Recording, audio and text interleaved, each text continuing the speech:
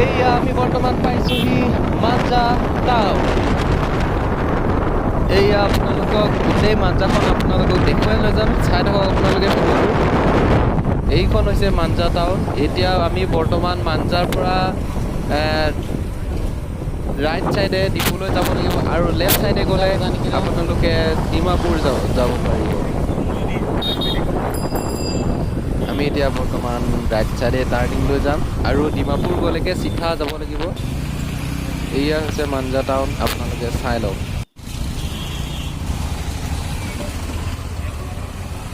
মাঞ্জাত আগতেতো এনেকুৱাকে জামেই নালাগে, এবাৰ কিয় লাগিছে ইমানকে জাম আকৌ? তাৰমানে স্পীড ব্ৰেকাৰ বনাই দিছে, সেইটো কাৰণে ইমানকৈ জাম লাগিছে।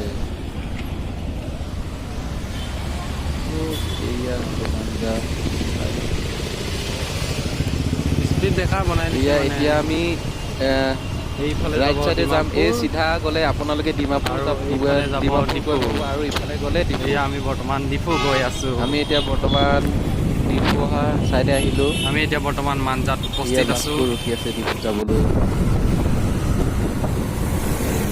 এইয়া বৰ্তমান আমি ফাইনেলি ডিফু পাম আহি আৰু বেছি সময় নাই। এয়া হৈছে ডিফু ষ্টেডিয়াম। এইফালে আছে ডিফু ষ্টেডিয়াম আৰু আমি এতিয়া বৰ্তমান ফাইনেলি ডিফু পালো আহি। চাই লওক ডিফু। ইয়াত আছে চাৰিআলি।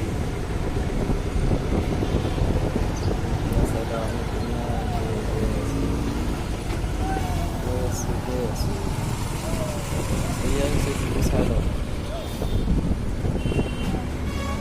ডিফুত আহিলে আপুনি বেছিকৈ অটো চলা দেখা পাব, ইয়াত টেম্পু নাই। এইয়া মই বৰ্তমান আছোঁ এতিয়া ডিফু মেইন টাউনৰ মাজত। এইখনে হৈছে ডিফু মাছমজিয়া, চাই লওক। আৰু আমি দেখুৱাম আপোনালোকক। পেটে বৰ জোৰকৈ ভাত বিচাৰি আছিলে, সেইটো কাৰণে বাপেকে পেট পূজাটোকে কৰি দিওঁ। এতিয়া খাই লৈ আমি এতিয়া বৰ্তমান আৰু ট্ৰেইন ষ্টেচন চাব যাম। এয়া বৰ্তমান আমি আহি আছো ডিফু ৰেল ষ্টেচন। এয়া হৈছে ষ্টেচনলৈ আহিছোঁ যেতিয়া ৰ'বক অলপ সময় ৰখিয়ে যাওঁ, ট্ৰেইনকে চাই যাওঁ এখনমান।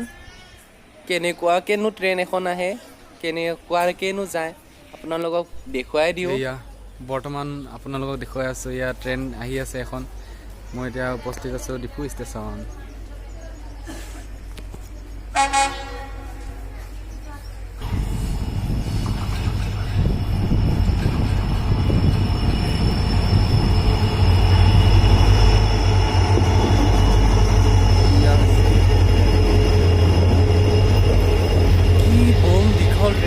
শেষ নহয় দুজনীৰে ৰেলখনি বুকুতে চলিছে, নামনিৰে ধুমুহা মোৰ মনতে বলিছে।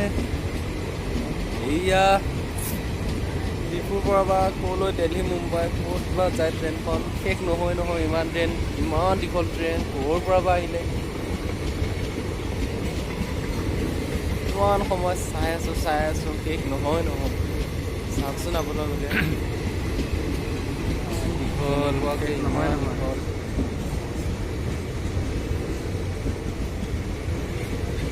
এইবাৰহে শেষ হৈছে। পাইছোঁ চাই লওক ইমান দীঘল ট্ৰেইন।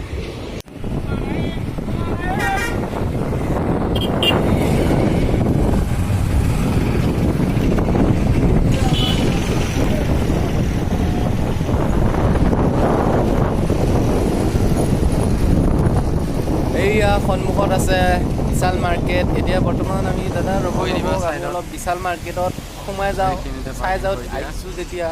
তাৰপিছত আমি এতিয়া দুৰ্গা পূজা আহি আছে, ভাল বস্তু যদি পাওঁ লৈ যাম। এয়া বৰ্তমান আমি বিশালত সোমাম। এইখনেই হৈছে ডিফু বিশাল।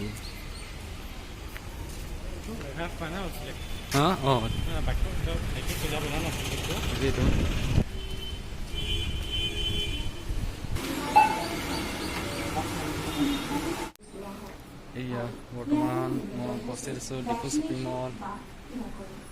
কোভিড মহামাৰীৰ এই অভাৱনীয় পৰিস্থিতিৰ সৈতে মানুহে নাই বেছি।